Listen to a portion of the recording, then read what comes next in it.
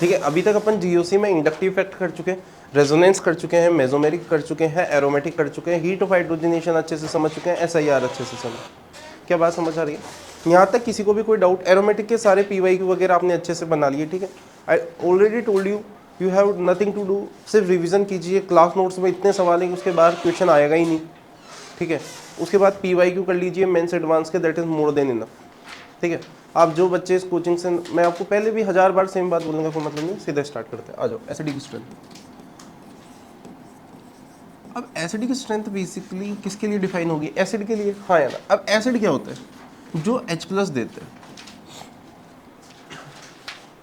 Bronsted के RNS के according क्या होते हैं? जो H+ देते हैं।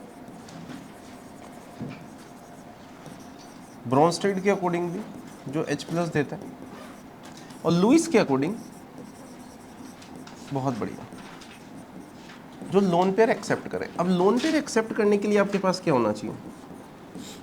वैकेंट ऑर्बिटल होना चाहिए। इसका एक सवाल अपन कर भी चुके हैं, BF3, BCl3, BBr3 और Bi3। तो यहाँ पे ये ऑर्डर हो जाता था, हाँ या ना। बैक बॉन्डिंग में बोल दो, कहीं पे बोल दो, ये सवाल किया हुआ है नहीं किया? अच्छा, अपन को जनरली यहाँ पे जैसे मान लो कोई भी एसिटिक एसिड वगैरह है, एसिटिक एसिड है, ठीक है, मतलब कोई से भी एसिड है, H2SO4 नाइट्रिक एसिड, अपन को जनरली यही डिस्कस करना है जिनके पास HA फॉर्म में दिखता है, मतलब ऐसे कोई जो दिखता है। ये ब्रेक होगा H+ में और A- में, हाँ या ना। K क्या डिफाइन होता है? H+ की कॉन्सेंट्रेशन अपॉन, हाँ या ना। जितना ज़्यादा K है होगा इतना ज़्यादा स्ट्रॉन्ग एसिड, हाँ या ना। अच्छा एक चीज़ सोचो, स्ट्रॉन्ग एसिड की बेसिक डेफिनेशन क्या दूँ? जो ज़्यादा H+ देता है, हाँ या ना। अरे बोल यार। अच्छा H+ कौन ज़्यादा देगा? जिसकी रिएक्शन फॉरवर्ड जाए। फॉरवर्ड जाए मतलब एनायन जितना ज़्यादा स्टेबल बनेगा, हाँ या ना। क्या ये उतना ज़्यादा स्ट्रॉन्ग? सिंपल बात है या नहीं है? एनायन जितना ज़्यादा स्ट्रॉन्ग, ये एसिड उतना ज़्यादा स्ट्रॉन्ग, सॉरी, एनायन जितना ज़्यादा स्टेबल, HA उतना ज़्यादा स्ट्रॉन्ग एसिड, क्योंकि रिएक्शन फॉरवर्ड जाएगी। अगर प्रोडक्ट ज़्यादा स्टेबल है तो रिएक्शन फॉरवर्ड जाएगी, यानी ज़्यादा H+ देगा, हाँ या ना। तो Ka की वैल्यू क्या आ जाएगी? ज़्यादा आ जाएगी। अच्छा डार्लिंग, pKa क्या होता है? माइनस log ऑफ K, हाँ या ना। क्या बात समझ में आ गई क्या? या फिर वही POH या PS, सबको पता है, माइनस log ऑफ H+ की कॉन्सेंट्रेशन। क्या बात क्लियर है? जितना ज़्यादा उतनी ज़्यादा H+ की कॉन्सेंट्रेशन, तो pH उतना कम आएगा। जितना ज़्यादा स्ट्रॉन्ग एसिड उसका pH उतना कम। क्या बात क्लियर है क्या? यहाँ पे वैसे तो सारे एसिड में आपको कराऊंगा ही सही, एक स्पेशल एसिड होते हैं, मैजिक एसिड भी बोलते हैं इन्हें, कई लोग तो सिर्फ इसको रटा देते हैं। एक्चुअली ये क्या होता है, एक आपका गुड लुइस एसिड, SBF5 क्या है? आपका गुड लुइस एसिड है, यानी जो लोन पे, और वीक ब्रोंस्टेड एसिड, दोनों को मिक्स करोगे तो इसे बोलते हैं मैजिक एसिड या सुपर एसिड। क्या बात समझ में आ रहा है क्या? आपके नोट्स में pKa वैल्यू की सबकी वैल्यूज रखी हुई हैं, वो सिर्फ नोट्स अच्छे बनाने के लिए, याद करने के लिए नहीं है। मुझे पता है आजकल मार्केट में बहुत भोंद टीचर भी हैं और बहुत पहले से भी हैं जो क्या कहते हैं कि pKa वैल्यू रटो, है ना। pKa वैल्यू रटो, pKa वैल्यू नहीं रटनी है, ठीक है। डोंट वरी ना, जेई एडवांस में कभी हम PYQ डिस्कशन भी कर रहे थे एज यूजुअल, जो बच्चे आए थे, तो उसमें कोई फ़र्क ही नहीं पड़ता, आप कितना कर लो याद, जो आएगा वो आप करोगे, लॉजिक से ही कर पाओगे क्वेश्चन। क्या बात समझ में आ गई क्या? सिंपल सा मेरा मानना है कि तुम क्या करो, HA कोई भी एसिड जो दिया हुआ है उसका H+ निकालो और एनायन बनेगा। एनायन की स्टेबिलिटी चेक करना आती है क्या? इंडक्टिव, मेसोमेरिक, हाइपर कॉन्जुगेशन, हाँ या ना, एरोमेटिक, रेजोनेंस, सबसे क्या सीखा है? ये इनकी स्टेबिलिटी सीखी है, हाँ या ना। ओके, पीरियोडिक टेबल में जब लेफ्ट टू राइट चलते हैं तो इलेक्ट्रोनेगेटिविटी क्या होती है? इंक्रीज होती है। तो नेगेटिव चार्ज क्या होगा? स्टेबल होगा। और टॉप टू बॉटम अगर जाते हो तो साइज क्या होता है? चलो देखो पहले क्वेश्चन करते हैं। CH4, अच्छा हाइड्रोजन हटा दो सब जगह। नेगेटिव चार्ज किस पे सबसे ज़्यादा स्टेबल? फ्लोरीन पे। ओके, टॉप टू बॉटम में देखो, 2 मिनट सोचो, फ्लोरीन का साइज जितना है, इसका इतना, ब्रोमीन का इतना, किस पे नेगेटिव चार्ज ज़्यादा स्टेबल होगा? फ्लोरीन पे। बेटा 2 मिनट मेरी बात सुन, इस एटम पे एक नेगेटिव चार्ज है, ये छोटा है।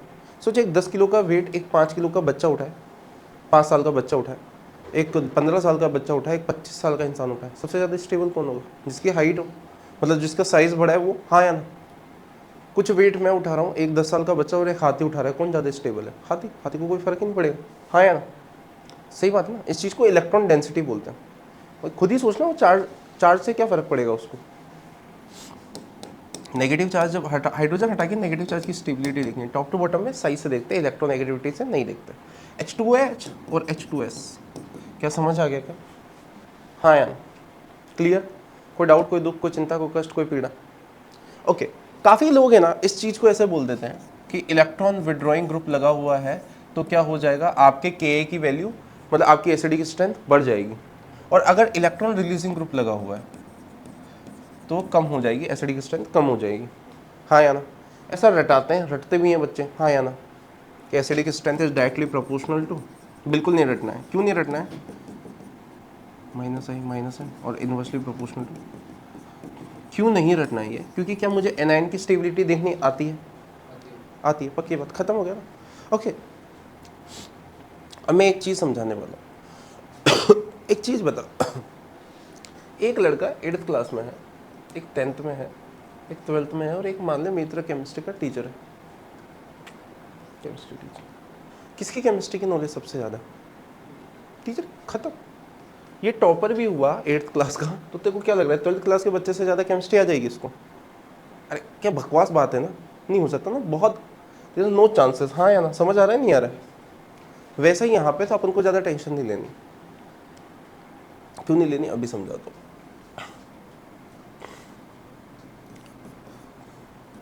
मैं एक ही बार में पूरा एसिडिक स्ट्रेंथ का मोस्ट ऑफ द पोर्शन खत्म ही कर दूंगा, ठीक है? टेंशन ही नहीं रखूँ।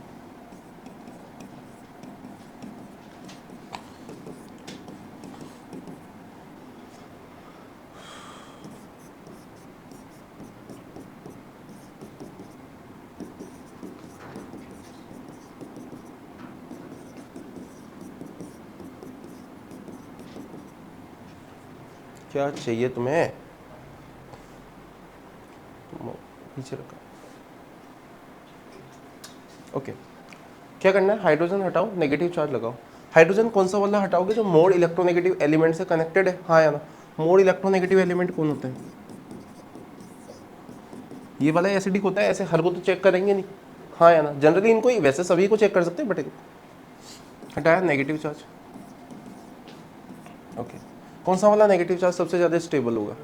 क्यों? क्योंकि इसका प्लस आई सबसे कम लगेगा, इसका प्लस आई और ज़्यादा, इसका प्लस आई और ज़्यादा, तो लेस स्टेबल अगर ये बनेगा तो रिएक्शन फॉरवर्ड साइड पे जाएगी। क्यों?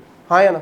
समझ आ रहा है, नहीं आ रहा है? बहुत बेसिक तरीके से समझ आ रहा है ना, कि अपन को क्या देखना है कि हाइड्रोजन हटाना है और एनायन की स्टेबिलिटी देखती है, जो ज़्यादा स्टेबल उसकी एसिडिक स्ट्रेंथ उतनी ज़्यादा। अच्छा, यहाँ पे हटाऊंगा नेगेटिव चार्ज तो इस पर क्या आ जाएगा? रेजोनेंस। ओके, मैं पहले भी बता चुका हूँ बट फिर भी लिख देता हूँ। Aromatic equivalent resonance, resonance, hyper conjugation and inductive effect. Dominating कैसे करते हैं, समझ आ रहा है क्या? ओके। यहाँ पे हटाऊंगा, कितने आएंगे? 2 इक्विवेलेंट रेजोनेंस, और यहाँ पे आ जाएंगे 3 इक्विवेलेंट रेजोनेंस। क्या बात क्लियर है? तो एसिडिक स्ट्रेंथ का ऑर्डर क्या हो जाएगा? ऐसा हो जाएगा क्या? हाँ या ना? अब मान ले मैं कल से एक 2 कोड़ी का सवाल बना दूं, यहाँ पे NO2 का माइनस आई लग रहा है, यहाँ पे CH3 कार्बोक्सिलिक, ऐसे बना दिया, सल्फोनिक है मान लो। एसिडिक स्ट्रेंथ इसकी ज़्यादा होगी बिना सोचे समझे। हाँ, क्यों? अरे इस ग्रुप से क्यों फर्क पड़ेगा? वो 8th क्लास का बच्चा है, ये एल्कोहल है, फिर फिनॉल, कार्बोक्सिलिक, सल्फोनिक, उसमें 3। अरे हाँ या ना? सही बात है नहीं? तुम इस क्लास के बच्चे को किसी 8th क्लास के बच्चे से कंपेयर करो, मान ले इसको भी कर लो, तू भी तो इसको केमिस्ट्री में ज़्यादा ही आता है, उसको कोई ढंग का टीचर भी पढ़ा रहा होगा 8th क्लास में, चाहे किसी भी कोचिंग में जा भी रहा होगा, बचपन से पढ़ रहा होगा, फिर भी इससे ज़्यादा थोड़ी आ जाएगा। अरे बेसिक कॉमन सेंस है, उसे बेंजीन नहीं पता। अरे समझ में आ रहा है ना? अरे बहुत बेसिक चीज़ है, समझ में आ रहा है ना? जब फंक्शनल ग्रुप ही डिफरेंट है तो ये ग्रुप वाली चीज़ क्यों ही लगानी है? अरे जब बंदा ही डिफरेंट है, आज मान लो तुम पाँचों पढ़ रहे हो मुझसे, मेरा इफेक्ट देखा जाएगा तुम पे, हाँ या ना? क्योंकि तुम पाँचों मुझसे पढ़ रहे हो। क्या बात क्लियर है क्या? एक कहीं और पढ़ रहा है तो उसमें मेरा इफेक्ट क्यों देखना? तुम पाँचों मुझसे पढ़ रहे हो, मेरा इफेक्ट अब तुम पे सेम हो गया। अब क्या देखी जाएगी? तुम्हारी इंडिविजुअली क्या देखी जाएगी? ग्रोथ देखी जाएगी कि तुम्हारा इतना हार्डवर्क कितना, हाँ या ना? पर्सनल लेवल पे, समझ रहे हो ना? मैं तो सबके लिए सेम हो गया ना। यहाँ पे सारे क्या थे, एल्कोहल थे, मतलब एल्कोहल नहीं, यूँ देखो सब पे ऑक्सीजन। हाँ या ना, समझ आ रहा है या नहीं आ रहा है? अरे आ रहा है या नहीं आ रहा है? समझ आ गया मैं क्या समझाना चाह रहा हूँ? पक्की बात, झूठ तो नहीं बोल रहे? अच्छा, अब ये 2 कोड़ी का सवाल तो नहीं करवाना मुझे, ये और ये कि अल्कोहल की एसिडिक स्ट्रेंथ फिनॉल की ज़्यादा होती है, क्यों होती है? समझ में आ गया क्या? हाँ या ना, पक्की बात ना? ओके, अब ये करा देता हूँ ना। अब मेरी बात सुन, इफेक्ट कब देखते हैं? जब बेसिकली आपका फंक्शनल ग्रुप सेम हो। अब फंक्शनल ग्रुप सेम वाली बात क्या है? जैसे मैं तो तुम सबके लिए, पांचों के लिए सेम हूँ, लेकिन अब तुम्हारा हार्डवर्क क्या तुम्हारे सबके लिए डिफरेंट है क्या? मैं तो सबको सेम ही पढ़ा रहा हूँ, हाँ या ना? अब मान लो उस एक बैच में एक लड़के के 85 आए, एक के 75 आए, एक के 60 आए, तो किसके भी पे आए? मेरे भी पे आए क्या? मैं तो सबको सेम ही पढ़ा रहा हूँ।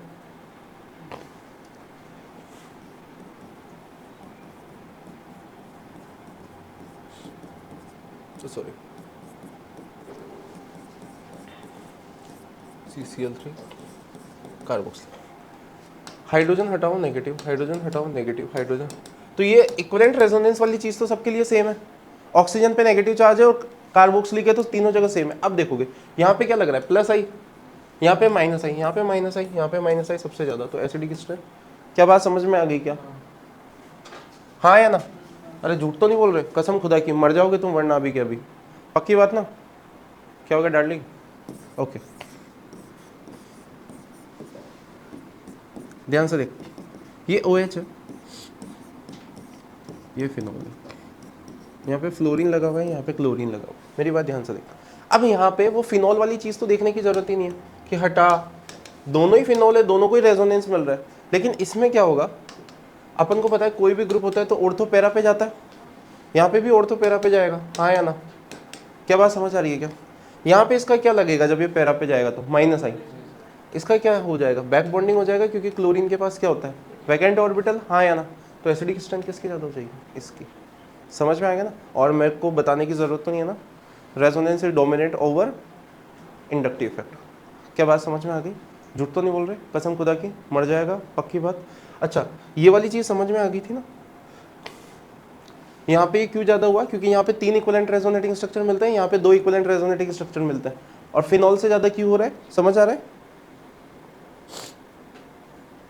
अरे बोल लाडले, पक्की बात, झूठ तो नहीं बोल रहा, कसम खुदा की, मर जाएगा वरना अभी के अभी, हाँ या ना? हो गया? ओके, अब होता क्या है जनरली, ये क्वेश्चन जेई मेंस में भी आया हुआ है, ऐसा नहीं है, जेई मेंस में इलेक्ट्रोकेमिस्ट्री में आया था ये सवाल, ठीक है? और ऐसा नहीं है कि आए बाद में पढ़ा रहा हूँ, मैं पहले से ही पढ़ाता हूँ, ठीक? जनरली एरोमेटिक कार्बोक्सिलिक एसिड की एसिडिक स्ट्रेंथ ज़्यादा होती है एलिफेटिक से, लेकिन फॉर्मिक एसिड की ज़्यादा होती है, ये स्टार मार्क कर लो, ठीक है? थोड़ा याद रखने वाली जो चीज़ होगी वो ऐसे याद ही रखनी पड़ेगी, ठीक है? पी के वैल्यू भी होती है 3.7 और 4.2 होती है, ठीक है? जनरली तो हमेशा क्या होती है, एरोमेटिक की ज़्यादा होती है, लेकिन ये एक एक्सेप्शन है। क्या बात समझ में आ गई क्या? हाँ यार, समझ आ रहा है या नहीं आ रहा है? लिखा हुआ है सर, सब लिखा हुआ है।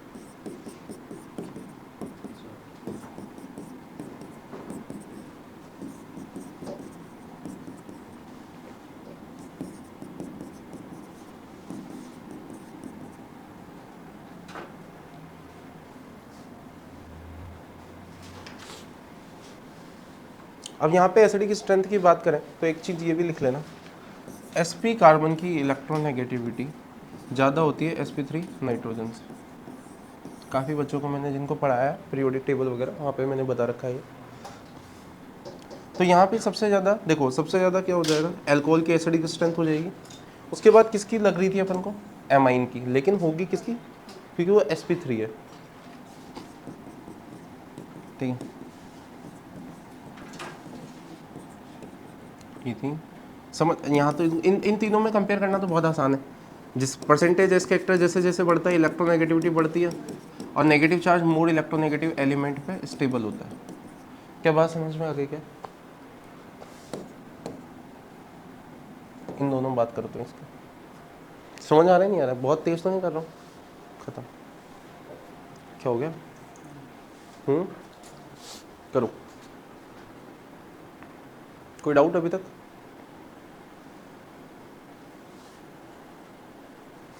क्वेश्चंस करो। ये वाला एक्सेप्शन आपको समझ आई क्या? ठीक है, ये वाली चीज, ठीक है, ये तो इलेक्ट्रोनेगेटिविटी से देखा था। देखो जब फंक्शनल ग्रुप सेम होगा ना तो ही आप इफेक्ट देखो। समझ में आ रहा है ना? जैसे आप मान लो इसी सवाल को मैं ऐसे कर देता हूँ, ठीक है, यहाँ पे क्लोरीन और यहाँ पे फिनॉल, तो क्या फ़र्क पड़ता है? फिनॉल का ही ज़्यादा होगा क्योंकि ये क्या है, एल्कोहल है। और ऐसे भी सोच सकते हो, हाइड्रोजन हटाओ नेगेटिव चार्ज, ये रेजोनेंस स्टेबल है, इससे प्लस आई लग रहा है, इसका माइनस आई तो नेग्लिजिबल ही लग रहा है। हाँ, लेकिन अगर मैं ऐसे कर दूं तो फिर इसका ज़्यादा हो जाएगा। क्यों? क्योंकि देखो अब इनका माइनस आई देखेंगे दोनों का, वो ऊपर वाला सारा सीन तो सेम ही है, माइनस आई किसका ज़्यादा लगेगा? फ्लोरीन का। क्या बात समझ में आ गई? ऐसे ही सर फ्लोरीन वाले में और फिनॉल में फिनॉल कौन? हाँ, वो तो फिनॉल का ही होगा, उसमें क्या। अच्छा, जैसे ROH और RSH हटाया नेगेटिव चार्ज, सल्फर पे ज़्यादा स्टेबल है, टॉप टू बॉटम में इलेक्ट्रॉन डेंसिटी देखते हैं, मतलब वही साइज वाला फंडा, हाँ या ना? जैसे मान लो एक कार्बोक्सिलिक है और ये फिनॉल ले लिया मैं, तो उसकी ज़्यादा होगी, उससे क्या फ़र्क पड़ता है फ्लोरीन लगाने से, हाँ या ना? या फिर मान लो मैंने एलिफेटिक पे सल्फोनिक ले लिया, तो सल्फोनिक की क्यों ज़्यादा होगी? क्योंकि यहाँ पे पहले ही जीत गया ना, पहली जंग ही जीत गया, वो जो पहला डिफरेंस है वही जीत गया। क्यों जीत गया? समझ में आ गया क्या? हाँ या ना? हाँ। क्योंकि यहाँ पे 3 इक्विवेलेंट रेजोनेंस से ऑक्सीजन पे नेगेटिव चार्ज स्टेबल होगा, यहाँ पे 2 से और यहाँ पे। अच्छा मान ले SO3H और यहाँ पे मैं फिनॉल पे नाइट्रो लगा देता हूँ, नाइट्रो का -M लगेगा तगड़ा, हाँ या ना? फिर भी एसिडिक स्ट्रेंथ तो किसकी ज़्यादा होगी? सल्फोनिक की। क्यों? क्योंकि यहाँ पे नेगेटिव चार्ज, यहाँ पे नेगेटिव चार्ज, ये 3 इक्विवेलेंट रेजोनेंस, ये ऑक्सीजन के ऊपर सिर्फ रेजोनेंस बेंजीन के थ्रू, कौन जीतेगा? 3 इक्विवेलेंट रेजोनेंस, हाँ या ना? समझ आ गया ना मैं क्या समझाना चाह रहा हूँ तुम्हें? पहला पॉइंट ही अगर अलग हो रहा है तो क्यों ही इफेक्ट देख रहे हो? और इफेक्ट देखने की बात भी सही है ना, 8th class 10th class 12th class और एक टीके, मान लो 8th 10th 12th है, क्या बजा मैं, अब तुम पूछो कौन सा वाला ज़्यादा आएगा केमिस्ट्री में? 12th वाले को आएगा, हाँ या ना? अरे उसमें टीचर क्या ही कर लेगा, हाँ या ना? अरे समझ में आ रहा है नहीं आ रहा है? बढ़िया, पक्की बात, ओके। उसमें डाइकार्बोक्सिलिक एसिड के 2 एग्जाम्पल हैं, ऑक्जेलिक, ऑम्स गैप से याद करते हैं, सबको ही पता है, पूरी दुनिया को ही पता है ना, ऑम्स गैप से याद करते हैं, ऑक्जेलिक मेलेनिक एक गुड एडिपिक पाइनलिक सुब्रिक। आदि खांसी सर नहीं बताया सही। कोई बात नहीं, ले उसका फीस यहाँ नहीं दिया ना तुमने, 12th में बता दिया। ठीक है बस, तो बस फिर मुझसे क्यों पूछ के टाइम वेस्ट कर रहा है गधेड़े क्लास का? समझ में आ रहा है? सॉरी 0 1 2 3 4 5 6, ठीक है, हाँ यार, मतलब n की वैल्यू 0 से स्टार्ट करके,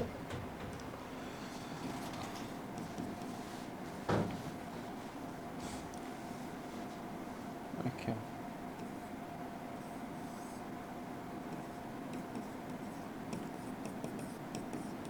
सॉरी अभी ये फिर इससे KA1 K2 डैश बोल देते इस चीज़ को, यहाँ पे देख लो यार, खुद ही कर सकते हो उसको, सोचो किसका ऑफकोर्स कौन सा वाला ज़्यादा होगा, खुद ही देखो थोड़ा, मैं तो सिंपल मैली को फीमारी की समझाऊंगा, करो करो, अरे सोच के करो भाई, हाँ थोड़ा सोचो भाई, ये केमिस्ट्री कोई वो रट्टाफिकेशन थोड़ी है कि हाँ रट लिया, समझना तो पड़ेगा ही सही ना चीज़ों को। ऑर्गेनिक भाई प्योर समझने वाला पार्ट है, आपका GOC अच्छा है तो आप यूँ मान लीजिए आपको पूरा ऑर्गेनिक आएगा, और आइसोमेरिज्म शानदार है तो फिर तो कहीं अटकोगे ही नहीं, ठीक है? नहीं तो बहुत भोंद लोग बोलते रहेंगे रिएक्शंस रटनी पड़ती है, तुम रटना पड़ रहा है कुछ? नहीं मैं तुम्हारी नहीं कह रहा, तुम्हारे पीछे उनकी 70 आई थिंक तो 50-60% तो ऑर्गेनिक खत्म हो ही गई है पूरी। ऑर्गेनिक बहुत लॉजिकल सब्जेक्ट है और फ्री के नंबर हैं। जेईई एडवांस में 12 सवाल आते हैं, ठीक है, और 12 में से मुझे नहीं पता दुनिया क्या कहती है, अपनी कोचिंग में हर साल मोस्टली बहुत ज़्यादा स्टूडेंट नहीं है, 10-12 स्टूडेंट का बैच है, उसमें से भी आप सोच लो कम से भी कम मोस्टली बच्चे 10 से 11 क्वेश्चन सही कर देते हैं जो पढ़ते हैं। 12 भी किए हुए हैं, ठीक है, हर साल एक ना एक बच्चा 12 सवाल भी सही करके आ ही रहा है। ऑर्गेनिक सबसे मतलब और सबसे कम टाइम लगता है, ठीक है। ऑर्गेनिक के 12 क्वेश्चन करने में मुश्किल से आपको 25 मिनट लगेंगे और 25 से 30 मिनट या 40 भी लग जाए तो जेईई एडवांस के हिसाब से कोई बहुत ज़्यादा टाइम नहीं है, क्योंकि वहाँ पे अपन को थोड़ी कैलकुलेशन भी आती है, कुछ श्योरिटी भी चाहिए होती है, आपको चेक भी करना पड़ता है, ठीक है। 25 से 30 मिनट में हो जाते हैं। अभी मैं रिकॉर्डिंग भी कर रहा हूँ इस बार तो, ठीक है, नहीं तो जनरली तो हम रिकॉर्डिंग नहीं करते थे, इस बार हमने रिकॉर्डिंग भी की है PY की, ठीक है, ईच ईयर की। हाँ हाँ ठीक है, देख लेना, कोई दिक्कत है, यूट्यूब पे भी अवेलेबल है वो तो। कुछ नहीं होता ना, खुद सॉल्व करना होता है वो तो, ठीक है। एक बच्चों को मोरल बूस्ट मिल जाता है कि ठीक है, तरीके बता देता हूँ कि भाई क्वेश्चन को थोड़ा फास्ट ऐसे कर सकते हैं, ऐसा सोचा जा सकता है, चीज़ें ऐसे गलत हो सकती हैं। हो गया ये, ठीक है, इसके दोनों पार्ट हो गए। ओके, अब एक चीज़ बताओ, कल है ना, अब है ना जेईई एडवांस में ऑफकोर्स ऐसे सवाल नहीं आएगा गधे की तरह, क्वेश्चन कैसे देंगे वो,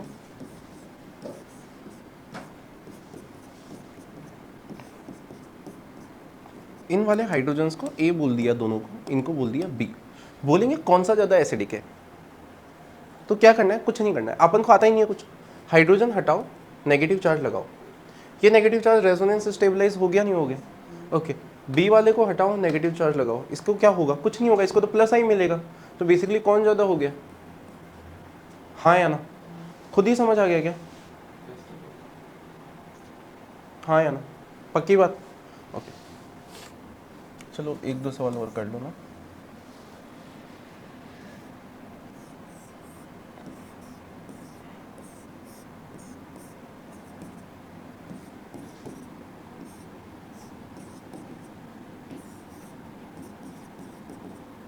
A B C D, तो सबसे ज़्यादा किसका हो जाएगा, D का, क्यों, D क्या है, कार्बोक्सिलिक है। अरे अब देखो, अब देखो, ये कोई रटना नहीं होता, ये होता है कि आपने चीज़ें प्रैक्टिस की है। 2 इक्विवेलेंट रेजोनेटिंग स्ट्रक्चर आते हैं तो ऑक्सीजन पे नेगेटिव चार्ज, एसिडिक कार्बोक्सिलिक की एसिडिक स्ट्रेंथ क्यों ज़्यादा होती है, अपन को बैक ऑफ दी हेड पता है क्यों ज़्यादा होती है, क्योंकि उसमें 2 इक्विवेलेंट रेजोनेटिंग स्ट्रक्चर आते हैं।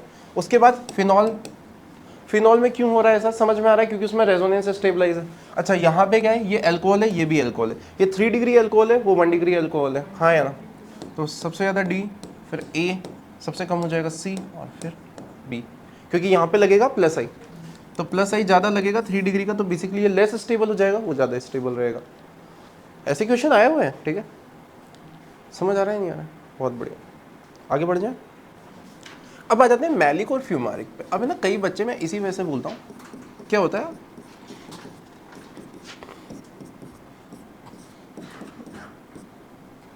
ठीक है कोई बात नहीं, ये क्या है, इन दोनों में कुछ डिफरेंस नहीं होता, सबको ही पता ही है, सिस ट्रांसफॉर्म होता है, ठीक है।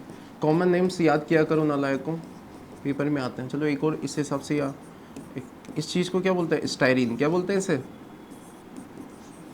लिखते चलो, ये अभी से ही लिखोगे ना तभी याद होंगे,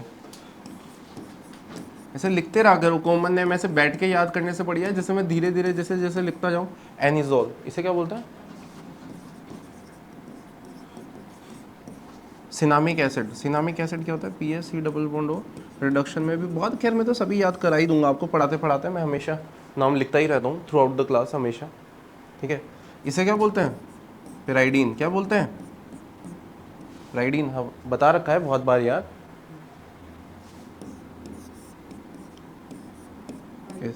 पायरोल, हाँ हो गया ना याद, ऐसे धीरे धीरे बोलते रहा करो। सिनामिक एसिड,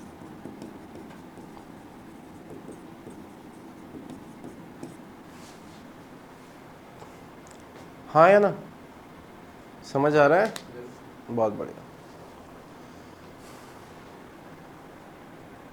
तो ठीक है, अब हटा देते हैं इस वाली पूरी चीज़ को।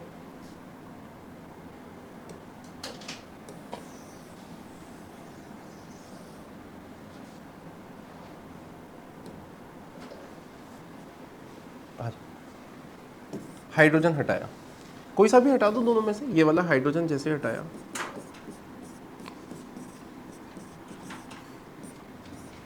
थोड़ा ऐसे बना देता हूँ ताकि दिखने में अच्छा लगे, हाइड्रोजन हाइड्रोजन, यहाँ पे इसको हटा दिया। हाँ या ना बेटा, अरे मर तो नहीं गए, जिंदा हो? तो सालों मर ऐसे क्यों हो रहे हो, बिल्कुल मरे मरे। संडे को क्लास ले रहा हूँ इस वजह से, इसी वजह से ले रहा हूँ ताकि तुम्हारा सिलेबस जल्दी खत्म हो जाए, ठीक है। अगस्त सितंबर में फ्री, तुम तो जून में ही फ्री, ठीक है। क्या बढ़िया, जून में सिलेबस करके करोगे क्या, पढ़ना भाई है। हाँ, रिवीजन तो वैसे भी आपका इतनी बार हो गया है, आप पढ़ोगे ना तो आएंगे नंबर, सही बात है उसमें क्या। अच्छा, अब देखो यहाँ पे भी, ये तो वैसे एक्चुअली दोनों कंपाउंड भी सेम है, अगर किसी को तुमने, वैसे तो आप 12th में है, ठीक है। ये सिस फॉर्म होती है, ट्रांसफॉर्म होती है, बहुत भयंकर बात है, ठीक है। अच्छा, होता क्या है, यहाँ पे भी इक्विवेलेंट रेजोनेंस मिल रहा है, इक्विवेलेंट रेजोनेंस वाला फंडा यहाँ पे भी सेम है। अगर कोई कॉन्जुगेशन वाली बात सोच रहा है तो दोनों जगह सेम है, हाँ यार। लेकिन यहाँ पे सिस फॉर्म है तो हाइड्रोजन बॉन्डिंग मिल जाएगी, ठीक है ना। तो ये मत कहना ये इधर रेजोनेंस होकर जब इधर बना दो नेगेटिव चार्ज, ठीक है, कोई फर्क नहीं पड़ेगा उससे। अरे समझ में आ गया ना। हाँ, तो यहाँ पे हाइड्रोजन बॉन्डिंग मिल रही है, यहाँ पे हाइड्रोजन बॉन्डिंग नहीं मिल पाएगी क्योंकि ट्रांसफॉर्म है, सही बात है। एक चीज होगा ना, हाँ, मतलब या तो वही तो डिफरेंस है। अच्छा, उसका हाइड्रोजन बॉन्डिंग एक्स्ट्रा है। हाँ, और तो सारी चीज़ें सेम है ना भाई, इक्विवेलेंट रेजोनेंस यहाँ पे भी हो तो यहाँ पे भी है। ये वाला कॉन्जुगेशन अगर कोई देख रहा है तो वो तो यहाँ पे भी तो अवेलेबल है वो चीज़। तो भाई अपन को तो डिफरेंस पे जाना है ना, अगर सारी चीज़ें सेम ही जा रही है तो, हाँ या ना। जैसे अभी तुम दोनों मान लो, तुम दोनों को मैं साथ में पढ़ा रहा हूँ, हाँ या ना, मैं ही पढ़ा रहा हूँ, सेम चीज़ पढ़ा रहा हूँ, ठीक है, बुक सब कुछ सेम कर रहा हूँ, एंड ऑफ द डे आप घर पे जाके क्या कर रहे हो, जो डिफरेंस पॉइंट है वो अलग वाला ही तो होगा, सेम चीज़ कैसे हो जाएगी। अरे समझ आ रहा है नहीं आ रहा है भाई।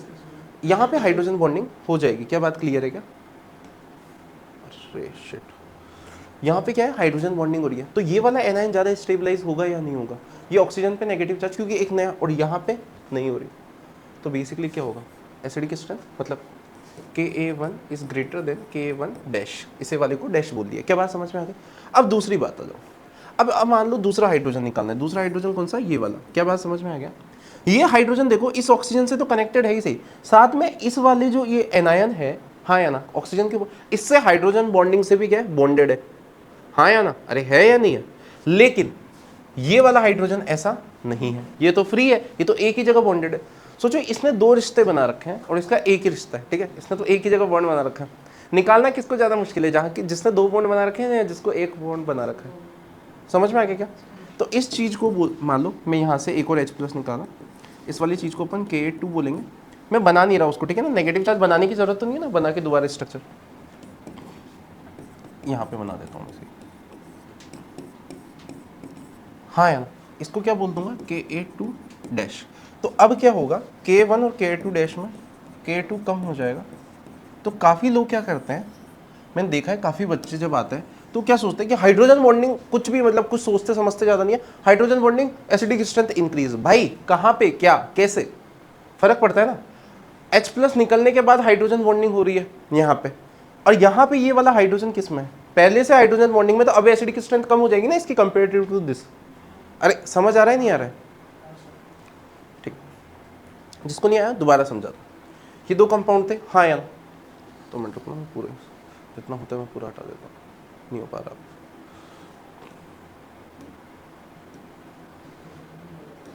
क्या कह रहा है,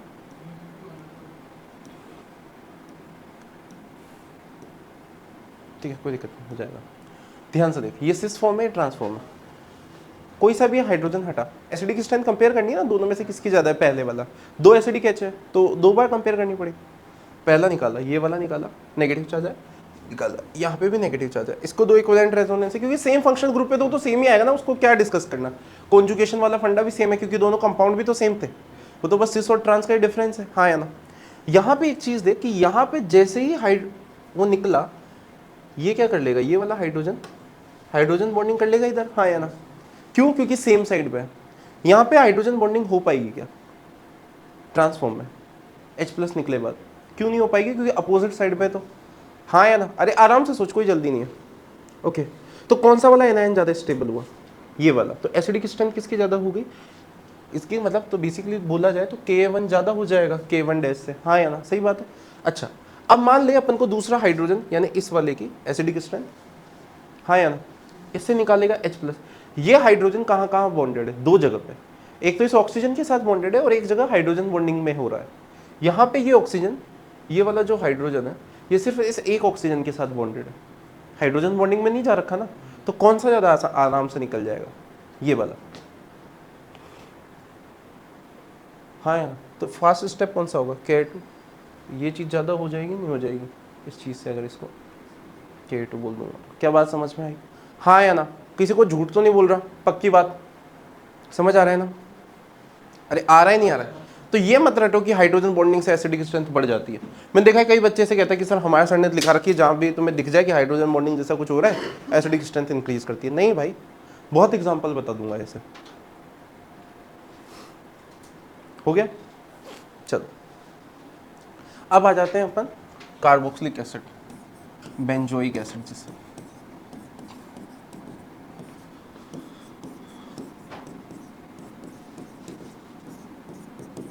सॉरी रिलीजिंग ग्रुप लगा हुआ है मेटा पैरा पे, हाँ यार, तो कम होगी,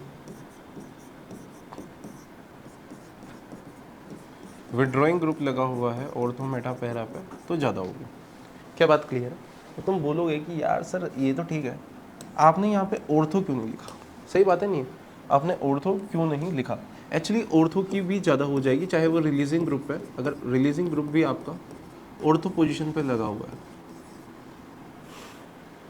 तो क्या हो जाएगी, acidic strength normal benzoic acid से ज़्यादा हो जाएगी। क्या बात समझ में है। अब तुम बोलोगे सर ऐसा क्यों होता है, चलो इस चीज़ को समझते हैं।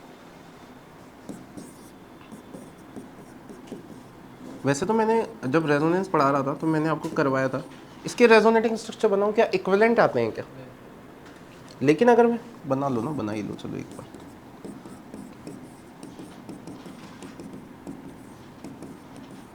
लेकिन मैं अगर ये हाइड्रोजन निकाल के रेजोनेटिंग स्ट्रक्चर बनाता हूँ तो क्या आता है, हाँ या ना। तो कार्बोक्सिलिक क्या चाह रहा है कि यार हाइड्रोजन तो निकल जा, क्योंकि मेरे पास क्या आ जाएंगे, इक्विवेलेंट रेजोनेटिंग स्ट्रक्चर आ जाएंगे, हाँ या ना, सही बात है नहीं है, ओके। बट ये हो गया एक रीज़न। अच्छा एक चीज़ बता, ये कौन सा ग्रुप है, -M, कार्बोक्सिलिक अपने आप में कौन सा ग्रुप है, इलेक्ट्रॉन विड्रॉइंग ग्रुप, बहुत बढ़िया।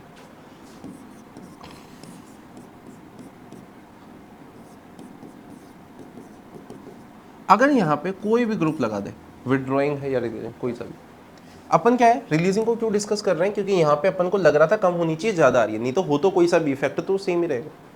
अगर ये बल्कि ग्रुप है तो क्या ये आउट ऑफ द प्लेन चला जाएगा क्या, इसका क्या मन था कि यार तू भाई इधर से इलेक्ट्रॉन आ जाए बेंजीन से तो ज़िंदगी में मज़े ही मज़े, हाँ या ना।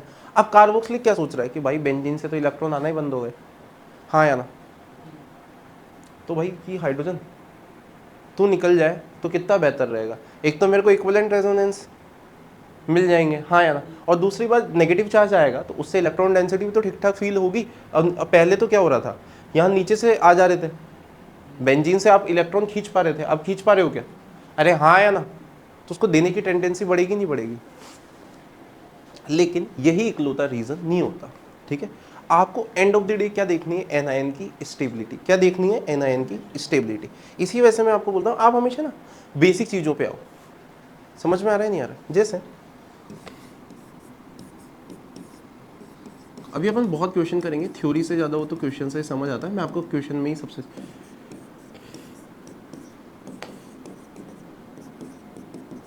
दो मिनट अरे यार हाँ, अगर यहाँ पे रिलीजिंग या वो तो कोई सा भी ग्रुप हो, बस मैं रिलीजिंग बोल रहा हूँ, ठीक है।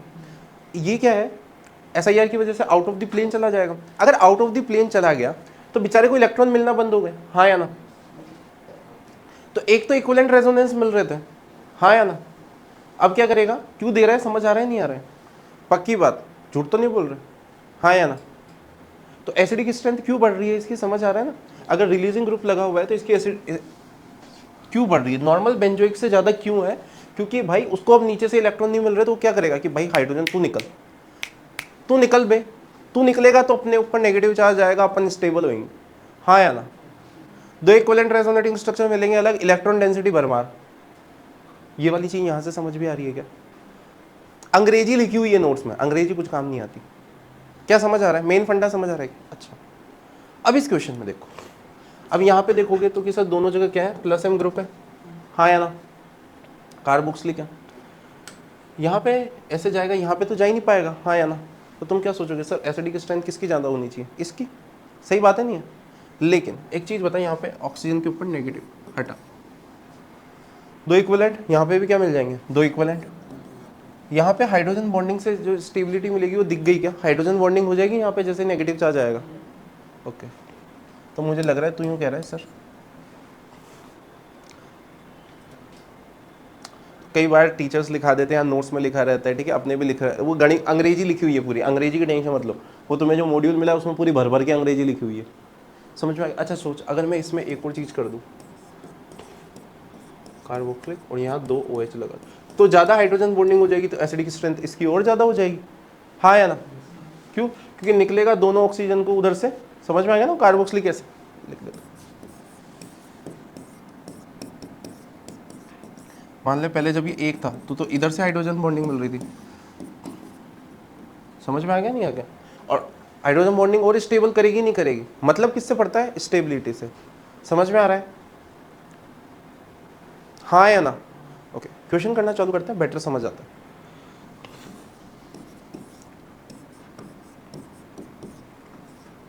कार्बोक्सिलिक NO2,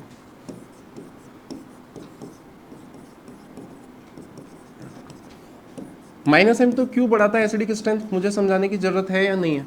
तुम कह रहे हो नहीं है सर, क्यों नहीं है? क्योंकि बेसिकली ये इतनी अंडरस्टैंडिंग है तुम में कि भाई वो नेगेटिव चार्ज को और ज़्यादा स्टेबल कर रहा है, हाँ या ना। अच्छा ध्यान से देख, यहाँ पे -I लग रहा है, -m लग रहा है, हाँ या ना।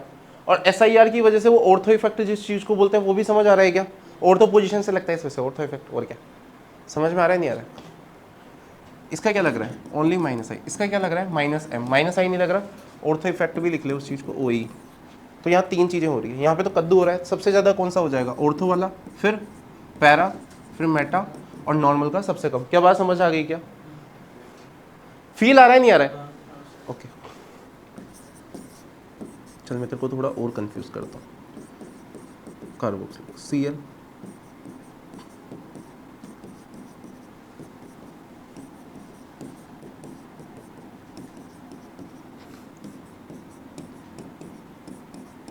अब याद रखो, मैंने तुम्हें एक चीज बोली थी, हेलोजेंस का -I ग्रेटर देन +m, और -I किस पे डिपेंड करता है, डिस्टेंस पे, हाँ या ना। और साथ में क्लोरीन बल्कि ग्रुप है, ऑर्थो इफेक्ट भी लगेगा, हाँ या ना। सबसे ज़्यादा एसिडिक स्ट्रेंथ किसकी हो जाएगी, ऑर्थो की, फिर हो जाएगी मेटा की। क्यों? क्योंकि -I डोमिनेट करता है ओवर, क्या बात समझ में आ गई क्या, हाँ या ना? ओके, वैसे तो मेरा लिखने का मन नहीं है तो लिख देता हूँ।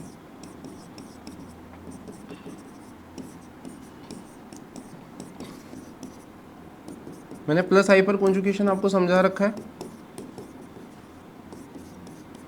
क्यों एक तरीके से रेजोनेंस क्यों है, नो बॉन्ड रेजोनेंस क्यों बोलते हैं हाइपर कॉन्जुगेशन को। हाइड्रोजन हटेगा, नेगेटिव चार्ज आएगा, फिर रेजोनेंस करेगा तो ऑर्थो पैरो पे जाता है, हाँ या ना। अरे बताया था नहीं बताया था, आइसोब्यूटीन और ब्यूटुइन वाला एग्जाम्पल जहाँ पे 6 आ जाते थे। अरे भूल तो नहीं गए नालायक को? हालांकि मैंने तो स्टार्टिंग भी वहीं से किया था कि आप कार्बोनाइन की स्टेबिलिटी क्यों नहीं बता पाते हाइपर कॉन्जुगेशन से। इन दोनों में सबसे ज़्यादा स्टेबल कौन हो जाता है, ये वाला, क्योंकि समझ आ रहा है ना कैसे दो समझ आ रहा है नहीं आ रहा? ओके, इसका क्या लगेगा, +I प्लस हाइपर कॉन्जुगेशन, इसका क्या लगेगा +I, और इसका क्या लगेगा प्लस हाइपर कॉन्जुगेशन, ठीक है, प्लस हाइपर कॉन्जुगेशन, समझ ही रहे हो? अच्छा, तो ये तो यार सारे रिलीजिंग ग्रुप हो गए, तो सबकी क्या होनी चाहिए, एसिडिक स्ट्रेंथ कम होनी चाहिए इससे, नॉर्मल बेंजोइक से। तो नॉर्मल की सबसे ज़्यादा होनी चाहिए क्या, हाँ या ना, ऐसा सोच रहे हो तुम, पर ऐसा नहीं होगा। इसकी सबसे ज़्यादा की हो जाएगी, अभी थोड़ी देर पहले ही बताया, ऑर्थो इफेक्ट। ये कहाँ चला जाएगा, out of the plane. Out of the plane जाएगा तो हाइड्रोजन देने की चाहत बढ़ जाएगी, क्योंकि इधर से इलेक्ट्रॉन मिलना खत्म। सबसे ज़्यादा किसका हो जाएगा, ऑर्थो का, फिर नॉर्मल का, अच्छा फिर मेटा। क्यों? क्योंकि इसका तो +I और इस पे तो पैरा पे है, तो +I पर कॉन्जुगेशन। तो इसको क्या बोल दूंगा, पैरा। समझ आ गया क्या क्यों लिख रहा हूँ ऐसा? हाँ या ना? जबरदस्ती झूठ तो नहीं बोल रहे? ओके, अब मेरी बात ध्यान से सुनो।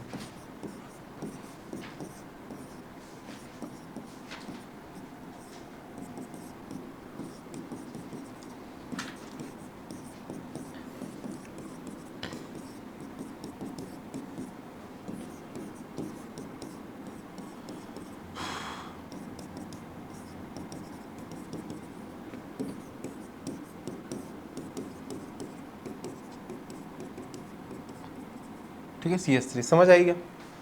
ओके, अब यहाँ पे तो ऑर्थो वाली चीज़ तो सब में ही है। अरे ऑर्थो वाली चीज़ तो सारे ग्रुप कहाँ पे लगे हुए हैं? ऑर्थो पोजीशन पे। ये क्या है? -m। ये क्या है? +m। ये क्या है? -m। X double bond Y connected है बेंजीन पे, बताए हाँ या ना? +m। एसिडिक स्ट्रेंथ सबसे ज़्यादा किसकी हो जाएगी? इनका -m लग रहा है। हाँ या? ऑर्थो वाला फंडा तो सबका ही फिक्स है ना? ओके, अब यार ये इसमें एक दिक्कत ये है कि मान लो इसको फर्स्ट बोल दो, इसको सेकंड, इसको थर्ड, इसको फोर्थ, तो यहाँ पे तो फर्स्ट और थर्ड दोनों ही -m है। कैसे डिसाइड करूँ? ऑर्डर तो मैंने याद करवाया नहीं, तो तुम कैसे करोगे? बहुत आसान है। C डबल बॉन्ड हो, C डबल बॉन्ड हो, उसके बाद क्या है यहाँ पे? ऑक्सीजन, और वहाँ पे नाइट्रोजन। तो कौन ज़्यादा खींचेगा, ऑक्सीजन या नाइट्रोजन? ऑक्सीजन। क्या? ऑक्सीजन ज़्यादा खींचता है ना। इलेक्ट्रोनेगेटिविटी किसकी ज़्यादा? बहुत बेसिक तरीके से देख, क्योंकि -m वालों का तो ज़्यादा होगा ही ना इलेक्ट्रॉन विड्रॉइंग ग्रुप। अरे हाँ या ना? देखो फंक्शनल ग्रुप सेम है, ऑर्थो वाली पोजीशन सेम है, तब ग्रुप के नेचर देख रहा हूँ। हाँ या ना? इधर वाले क्वेश्चंस में क्या हो रहा था? ग्रुप सेम थे, पोजीशंस डिफरेंट थी, और मेन फंक्शनल ग्रुप तो सेम था इसे चारों में। समझ आ रहा है ना? ये ध्यान दिया करो। अरे हाँ या ना? ये आसान सवाल है, डिफिकल्ट सवाल नहीं है, ये बहुत आसान सवाल है, बस दिखता डिफिकल्ट है। अच्छा ध्यान से देखो, यहाँ पे ऑक्सीजन दे रहा है, वहाँ पे नाइट्रोजन, +m किसका ज़्यादा लगेगा? नाइट्रोजन का। तो एसिडिक स्ट्रेंथ उसकी कम हो जाएगी ना।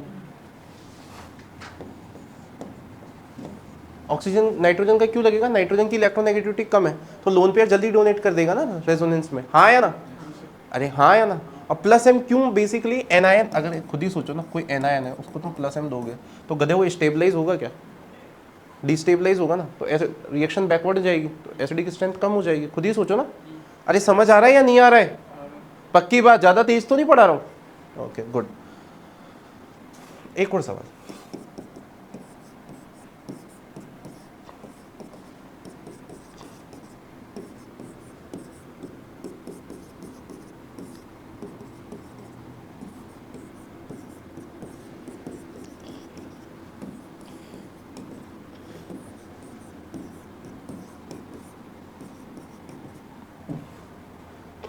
इन चारों की एसिडिक स्ट्रेंथ कंपेयर करो।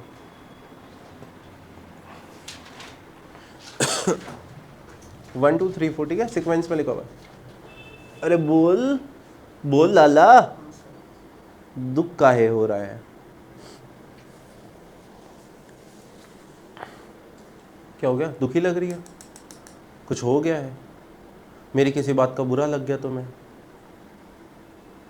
तबीयत खराब है तुम्हारी? किसकी तबीयत खराब थी? तेरी खराब थी ना, तेरी वजह से मेरी हुई है। Blame game is the best game. आज तो नीट का पेपर है, अगले साल आपका भी है। हाँ तो पढ़ो ढंग से, फिर रोने से कुछ नहीं होगा, पढ़ाई करनी पड़ेगी।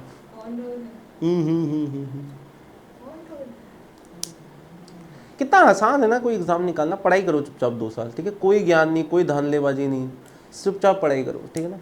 कोई वीडियो मत देखो, सोशल मीडिया पे किसी टॉपर से ज्ञान मत लो। आपके टीचर जो बता रहे हैं बस चुपचाप करो। बहुत आसानी से मैंने एग्जाम निकलते हुए देखा है, बहुत। और कोई बहुत ब्रिलियंट होने की जरूरत नहीं है आपको, ठीक है? आप मेहनत कीजिए, आराम से निकल जाएगा।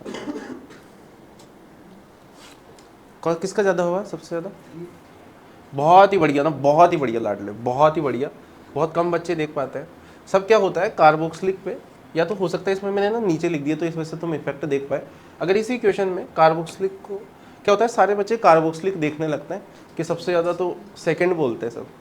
क्यों? क्योंकि NO2 का -m लगेगा सबसे ज़्यादा, SO3 का। अरे भाई इन दोनों में सब ये जीतेगा ना भाई। कार्बोक्सिलिक और सल्फोनिक में आप इनको कंपेयर कर रहे हो, पर यहाँ पे जैसे फिनॉल और कार्बोक्सिलिक ये है, तो आप इस पे देखोगे ना। समझ आ रहा है नहीं आ रहा है? तो सिंपल सबसे ज़्यादा थर्ड हो जाएगा, क्यों? क्योंकि उसमें सल्फोनिक फंक्शनल ग्रुप प्रेजेंट है। तो इसके क्योंकि कोई भी बेस आएगा तो पहले इसको नहीं निकालेगा, इस वाले को निकालेगा। जैसे इन दोनों में पहले इसको निकालेगा ना, तो अब इन तीनों में फिर तो बहुत ही सिंपल था, थर्ड के बाद सेकंड, क्योंकि इसमें क्या लग रहा है माइनस एम माइनस आई ग्रेटर देन प्लस एम, हालांकि ये तो पैरा पे होता है बट फिर भी ठीक है। फोर्थ और फिर क्या बात समझ आ गई? ओके। अब SIR तो मैं आपको पहले ही पढ़ा चुका था, बल्कि ग्रुप होना चाहिए तो SIR लगेगा। अच्छा, फिनॉल में तो कोई दिक्कत ही नहीं है इस टाइप की। फिनॉल में कैसे दिक्कत थी? फिनॉल बहुत आसान ग्रुप है, रिलीजिंग ग्रुप लगा हुआ है फिनॉल में, तो कम होगी ऑर्थो मेटा पैरा पे, और विड्रॉइंग लगा हुआ है ऑर्थो मेटा पैरा पे, तो ज़्यादा होगी। सिंपल। वहाँ पे तो क्या हो रहा था, कार्बोक्सिलिक में ऑर्थो पे भी ज़्यादा आ रही थी, यहाँ पे ऐसा होगा ही नहीं। ठीक है, मैं सिंपल इसका एक ही सवाल कराऊंगा। ये JEE एडवांस का बहुत फेवरेट है, और ऐसा नहीं है कि उनके आए बाद में पढ़ा रहा हूँ, मुझसे भी पहले से भी टीचर्स पढ़ा रहे हैं, जो अच्छे टीचर्स हैं वो इस क्वेश्चन को अच्छे से समझाते भी थे, because a very good question. और ये JEE एडवांस में भी आया हुआ है, और नीट का तो पूछो ही मत, और JEE मेंस का भी मत पूछो, हर बार पूछते हैं वो लोग इस सवाल को। इसके अलावा और सारे सवाल तो आप बहुत बेसिक तरीके से कर लेंगे। ठीक है, ध्यान से देखो। अब होता क्या है, यहाँ पे देखने पे लगा यार इस पर माइनस आई लग रहा है, माइनस एम लग रहा है, यहाँ पे माइनस आई ही लगेगा क्योंकि मेटा पोजीशन पे। यहाँ पे क्या लगेगा, माइनस एम। मैं माइनस आई क्यों नहीं लिख रहा, क्योंकि सबको पता है पैरा पोजीशन पे माइनस आई क्या ही लग जाएगा, और नॉर्मल फिनॉल है। जनरली बच्चे इसका ऑर्डर देंगे, इसका सबसे ज़्यादा, फिर पैरा का, हाँ या ना, फिर इसका, फिर सबसे कम फिनॉल का। क्या बात क्लियर है? क्योंकि तीन NO2 क्या इलेक्ट्रॉन विड्रॉइंग ग्रुप है, हाँ या ना। ऑर्डर क्या देते हैं बच्चे, मैं बता देता हूँ, ऑर्थो, फिर पैरा, फिर मेटा, और फिर नॉर्मल। एन का मतलब क्या है, नॉर्मल यानी फिनॉल, जिस पे कोई ग्रुप नहीं लगा। समझ आ रहा है नहीं आ रहा है? क्यों दिया? क्योंकि इसमें माइनस एम माइनस आई, पैरा पे आपका क्या है, माइनस एम ही लगेगा, माइनस एम तो नेग्लिजिबल ही हो जाएगा, हाँ या ना। NO2 का माइनस आई तो यहाँ तक लगेगा ही नहीं ना। बट प्रॉब्लम क्या है, यहाँ पे ध्यान से देखो, हाइड्रोजन बॉन्डिंग इसी वजह से मैं कहता हूँ आप तब ना देखें जब मैं, जिनको मैंने इनऑर्गेनिक पढ़ाई है, ठीक है, जो मुझसे केमिकल, मैंने उनको 1000 बार एक चीज़ बोली है कि आपको हाइड्रोजन बॉन्डिंग दिखनी चाहिए खुद को, ना कि ये मेरी रिस्पॉन्सिबिलिटी है कि मैं बोलूँ कि यहाँ हाइड्रोजन बॉन्डिंग है तब आपको दिखे।